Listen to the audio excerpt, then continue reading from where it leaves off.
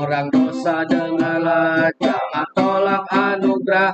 Terima Yesus nolong segeralah.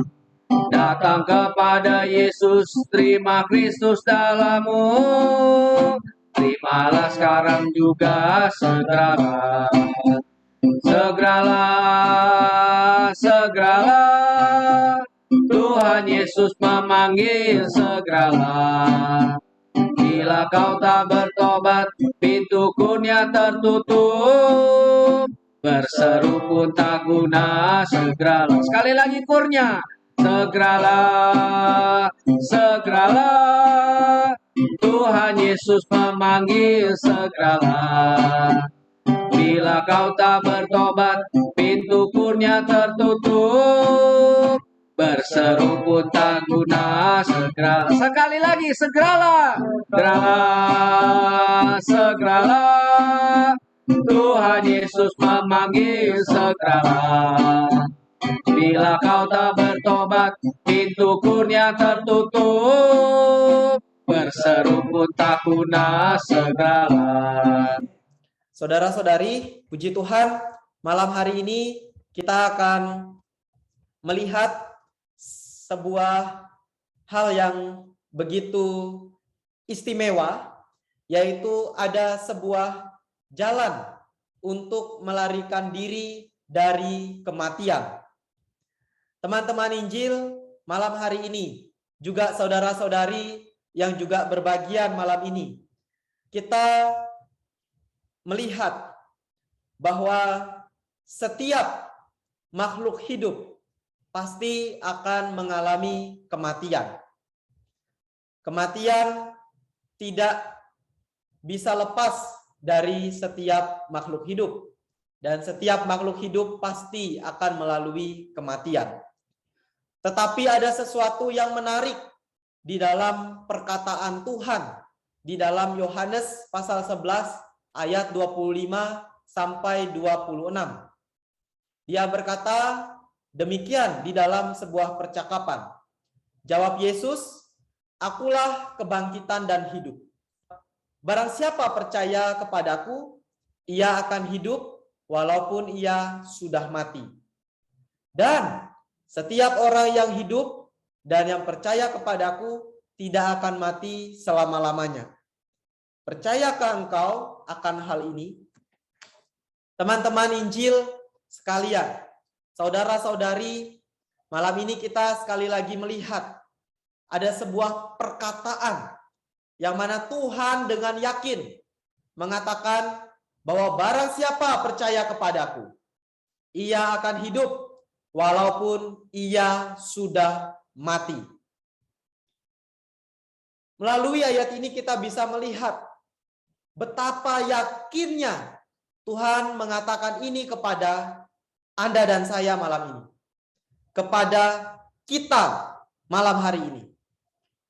Dia berkata bahwa barang siapa percaya kepadaku, ia akan hidup walaupun ia sudah mati. Mengapa dia bisa dengan sangat tegas dan dengan sangat berani berkata demikian? Kita tahu tidak ada seorang pun selain Tuhan yang bisa mengalahkan maut, yang bisa mengalahkan kematian. Mengapa demikian? Karena Tuhan berkata, "Akulah kebangkitan dan hidup." Kematian tidak bisa membendung Tuhan untuk bangkit. Kematian tidak bisa menahan Tuhan tetap terkubur. Tapi kita tahu bahwa kubur telah terorak karena kuat kuasa kebangkitan. Karena Tuhan adalah kebangkitan dan hidup. Amin. Saudara-saudari, kehidupan manusia di bumi, kita melihat sebuah siklus dari kehidupan manusia. Mulai dia di dalam satu kandungan perempuan, kemudian dia lahir sebagai bayi, merangkak, berjalan, berlari, kemudian bertumbuh, menempuh pendidikan, menjadi orang yang bekerja, mencari nafkah, mengumpulkan harta, benda, kekayaan, tua, sakit, dan akhirnya mati. Melalui siklus kehidupan manusia di bumi, mulai dia di dalam kandungan ibu, lahir, bertumbuh, beranjak dewasa, bekerja, dan sampai akhirnya mati. Kita melihat di mana kita bisa menemukan ujung atau akhir atau kesimpulan dari hidup manusia di bumi itu hanyalah mati. Ternyata Alkitab juga menyajikan kepada kita di dalam kitab Kejadian. Dari mana sumber kematian ini? Kita lihat di dalam kitab Kejadian pasal 3 ayat yang ketiga. Dikatakan di sana, tetapi tentang buah pohon yang ada di tengah-tengah taman, Allah berfirman, jangan kamu makan ataupun raba buah itu, nanti kamu mati. Teman-teman Injil, saudara-saudari, di dalam ayat ini menyajikan kepada kita ada sebuah larangan yang dibuat oleh Tuhan di dalam Taman Eden. Sejak pertama kali Allah menciptakan manusia dan meletakkan mereka di sana. Larangan ini adalah supaya mereka jangan memakan buah pohon pengetahuan yang baik dan jahat di dalam taman itu. Tetapi di sana ada iblis yang merayu manusia. Ada iblis yang menjebak manusia. Ada iblis yang menghasut manusia. Sehingga dia membuat seorang manusia, yaitu adalah Hawa sebagai perempuan, dia menghasut Hawa. Dia menggoda Hawa. Sehingga yang tadinya dia mengetahui bahwa Allah berfirman jangan memakan ataupun meraba buah itu, nanti dia mati. Tetapi sampai satu titik perempuan itu digiring oleh tipu muslihat iblis. Sehingga dia melihat bahwa buah pohon itu baik untuk dimakan dan sedap kelihatannya. Dan dikatakan dia melihat bahwa pohon itu menarik hatinya karena memberi pengertian. Lalu apa yang terjadi? Ia mengambil dari buahnya dan dimakannya. Dan juga tidak hanya dia yang memakannya. Diberikannya juga kepada suaminya yang bersama-sama dengan dia. Dan suaminya pun memakannya. Nah, ini adalah permulaan ketika manusia melanggar perintah Allah. Sehingga apa yang terjadi?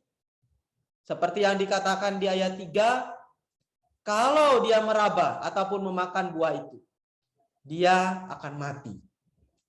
Apakah dia mati secara fisik? Tentu tidak. Karena kita tahu setelah ini ada satu keberlanjutan kehidupan dari Adam dan Hawa. Dia adalah mengerjakan atau memperanakan. Sehingga kita bisa melihat ada keberlanjutan kehidupan dari Adam dan Hawa.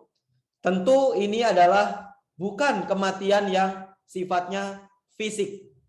Tapi kematian ini adalah kematian yang sifatnya rohani. Atau rohnya mati. Ketika roh manusia mati, apa yang terjadi? Ketakutan. Kita tahu bahwa di dalam Alkitab mencatat setelah Adam dan Hawa jatuh, mereka mengetahui mereka telanjang karena mereka telah memakan buah pohon pengetahuan baik dan jahat. Kemudian ketika Allah datang ke taman itu, ketika mereka mendengar langkah Allah, langkah Tuhan, apa yang mereka lakukan? Bersembunyi. Mereka takut akan hadirat Allah. Saudara-saudari, teman-teman Injil sekalian, kematian manusia adalah satu hal yang sangat menakutkan. Kematian manusia yang paling menakutkan adalah ketika manusia itu kehilangan hadirat Allah. Yang tadinya Taman Eden adalah taman sukacita, kini menjadi satu taman yang menakutkan bagi mereka karena ada hadirat Allah di sana. Mengapa bisa demikian? Yang tadinya hadirat Allah begitu menyenangkan, begitu sukacita di dalam taman itu. Tetapi ketika manusia jatuh, manusia melanggar ketentuan Allah, yang terjadi hanyalah ketakutan. Begitu hadirat Allah datang, mereka takut. Menjadi sangat menakutkan. Inilah kematian rohani. Mari kita melihat di dalam kitab Kejadian. Setelah manusia berbuat dosa, kita tahu kematian demi kematian terus terjadi.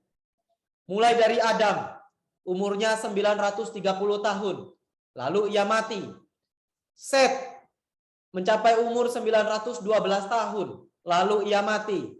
Enos mencapai umur 905 tahun. Lalu ia mati.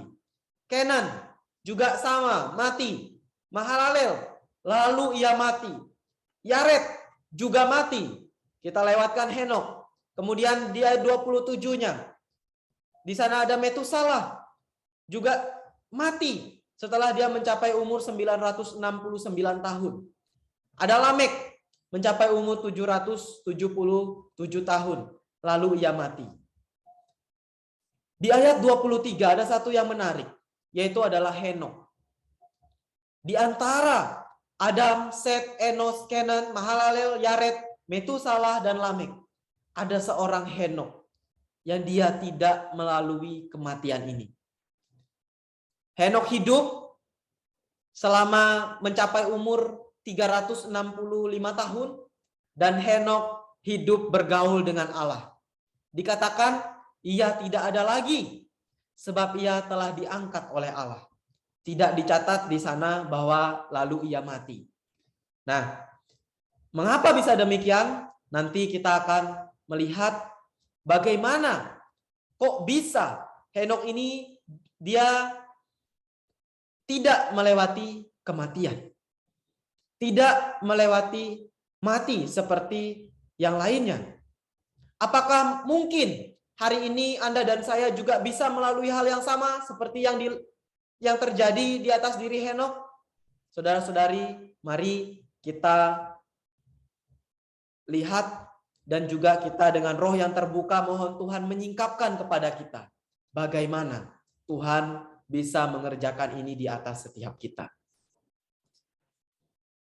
Seolah-olah setelah kita melihat perkara yang di depan tadi, seolah-olah bahwa kematian itu seperti sebuah jebakan. Dari Adam sampai Anda dan sampai kepada saya, sampai Anda dan saya hari ini. Pada akhirnya, pada titik kematian itu menjadi sebuah jebakan yang tidak bisa kita hindari. Tidak bisa kita lewati. Mengapa demikian? Kematian tadi kita lihat berapapun usia mereka, ujung-ujungnya mati juga. Mau balita atau anak-anak, remaja, dewasa, lansia, pasti akan melalui kematian. Kematian tidak memandang usia. Jadi, melalui hal tersebut, kita bisa melihat dosa adalah sumber kematian. Apapun yang berasal dari dosa, dari keturunan Adam dan Hawa yang telah berdosa, maka semuanya juga akan mengalami kematian. Setiap orang pasti akan mati. Kematian menjadi akhir dari segala.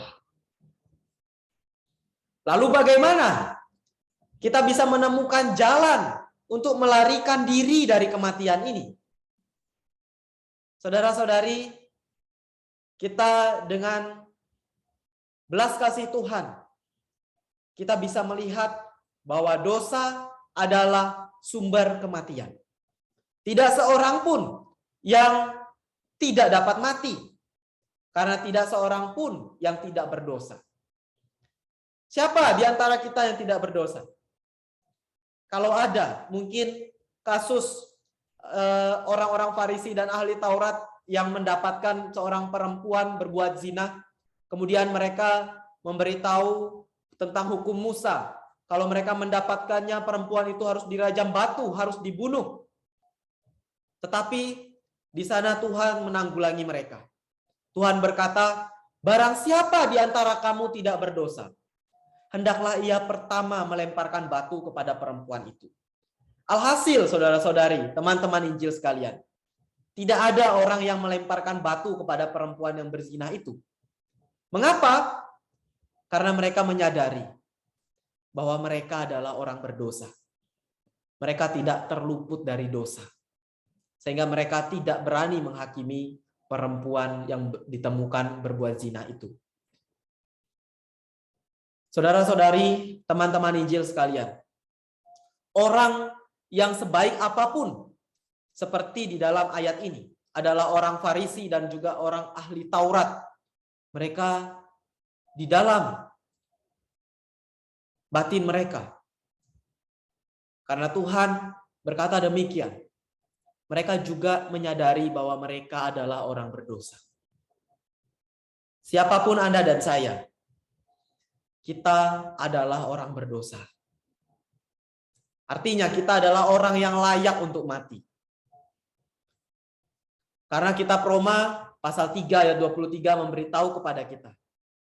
Karena semua orang telah berbuat dosa dan telah kehilangan kemuliaan Allah. Anda dan saya, semua orang, manusia telah berbuat dosa. Dosa ini membuat kita kehilangan kemuliaan Allah.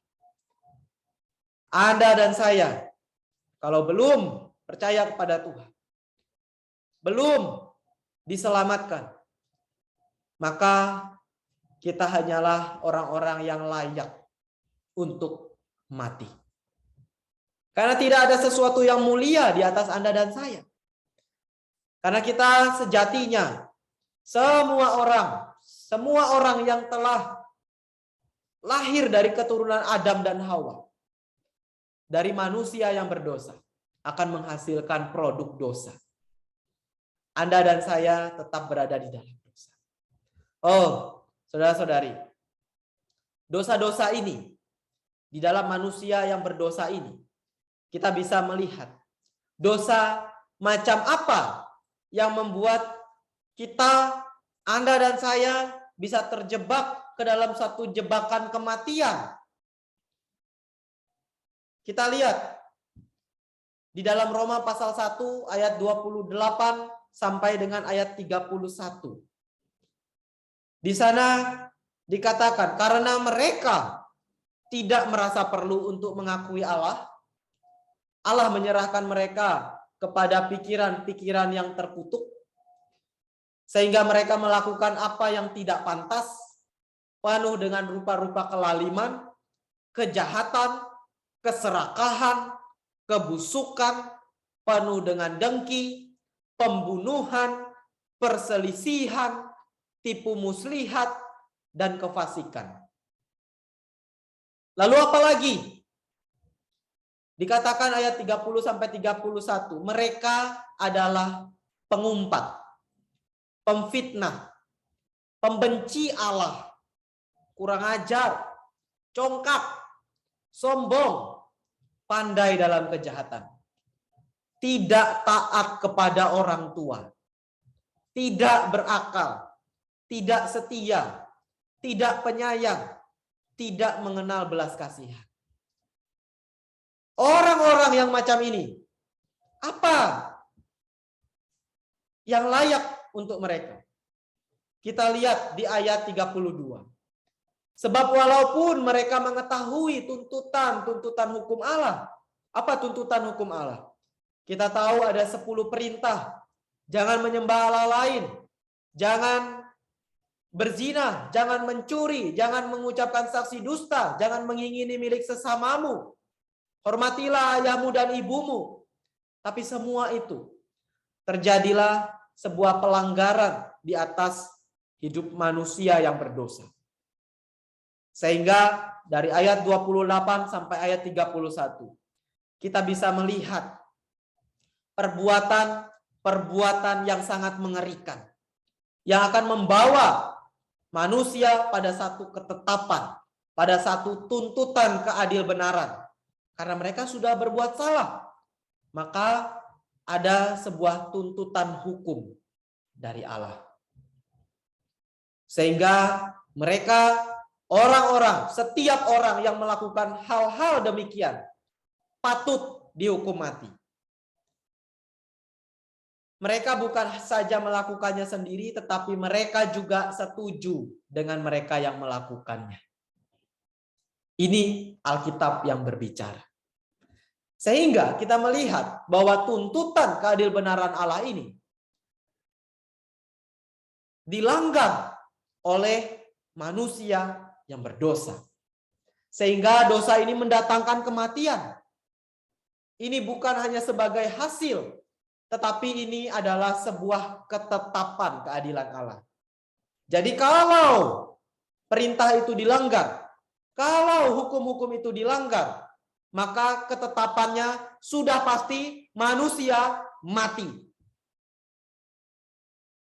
Ini berarti, saudara-saudari, teman-teman Injil sekalian, bahwa kematian bukan hanya hasil yang sewajarnya dihasilkan dari dosa, tetapi juga ini merupakan suatu tuntutan keadilbenaran Allah, bahwa mereka yang berdosa pasti mati. Oh, saudara-saudari, teman-teman Injil sekalian, mari kita merenungkan. Setiap orang pasti akan mati. Suatu hari Anda juga akan mati. Dapatkah Anda menyebutkan satu orang saja yang tidak akan mati? Sebutkan satu orang saja yang tidak akan mati. Saya tidak dapat menyebutkannya. Mungkin Anda juga tidak dapat menyebutkannya. Saudara-saudari, manusia ditetapkan untuk mati. Hanya satu kali saja. Manusia sudah ditetapkan untuk mati. Saudara-saudari, kita sudah melihat bahwa setiap orang ditetapkan untuk mati. Nasib Anda dan saya hanyalah untuk mati. Oh, kita perlu menyadari bahwa tujuan kita, tujuan Anda dan saya, mungkin hari ini adalah untuk naik jabatan, untuk menjadi kaya, untuk mencapai karir yang baik, untuk lulus perguruan tinggi terbaik, untuk mencapai sesuatu, semuanya yang baik. Tetapi sadarkah kita bahwa suatu hari Anda dan saya akan ditaruh di dalam sebuah peti mati. Juga suatu hari kita tidak akan mampu melarikan diri dari kematian. Jalan untuk melarikan diri dari kematian ini, tentu karena sumber kematian ini adalah dosa, maka yang pertama untuk melarikan diri dari kematian harus lebih dulu menanggulangi dosa. Kedua, kita perlu menerima hayat yang tidak binasa, hayat yang tidak bisa mati. Siapakah ini? Alkitab mencatat dalam Yohanes pasal 3 ayat 16.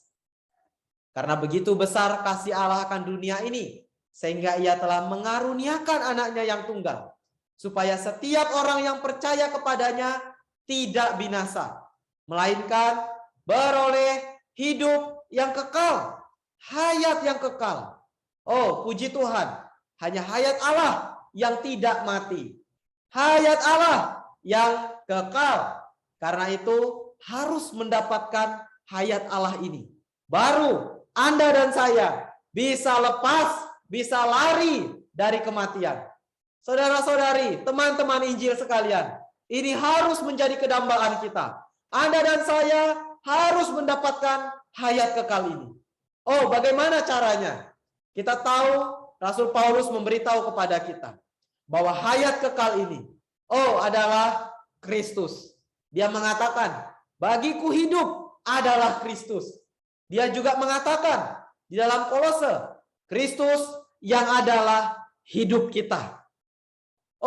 Orang yang menerima Kristus tidak akan mati sampai selama-lamanya. Sekalipun tubuh fisik mengalami kematian. Alkitab mencatat, mereka akan bangkit. Siapa yang percaya kepadanya? Ia tidak akan mati. Ia akan bangkit. Wah, puji Tuhan. Kita melihat juga bagaimana Henokh bisa melewati kematian. Dia hidup bergaul dengan Allah. Dia hidup bergaul dengan Allah. Ia telah diangkat oleh Allah. Sehingga bagaimana mungkin dia bisa bergaul dengan Allah selama 300 tahun? Tentu dia memiliki iman sampai ia diangkat oleh Allah. Wah, kita melihat iman ini adalah jalan yang ditempuh oleh Henokh. Kita tahu Alkitab mencatat ketika Tuhan mengatakan, akulah kebangkitan dan hidup. Barang siapa percaya kepadaku, ia akan hidup walaupun ia sudah mati. Percaya adalah iman kita. Iman adalah percaya. Markus pasal 16 ayat 16 memberitahu kepada kita. Siapa yang percaya? Saudara-saudari, teman-teman Injil. Siapa yang ada iman ini? Siapa yang ada iman? Siapa yang percaya dan dibaptis akan diselamatkan. Tetapi siapa yang tidak percaya akan dihukum. Kita menerima Kristus sebagai jalan. Dia adalah kebangkitan dan hidup. Kalau kita percaya kepada Dia, kita akan hidup walaupun sudah mati. Yang tadi kita terjebak di dalam sebuah perangkap kematian. Ketika kita percaya dan dibaptis, kita menerima Tuhan yang adalah kebangkitan dan hidup. Kita dilepaskan dari perangkap kematian ini.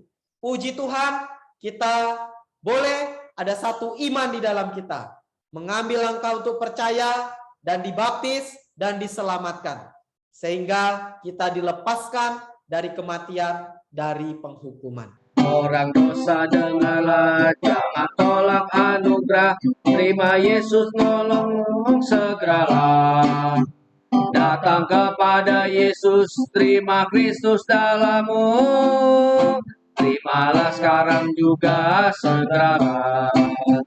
Segeralah, segeralah. Tuhan Yesus memanggil, segeralah.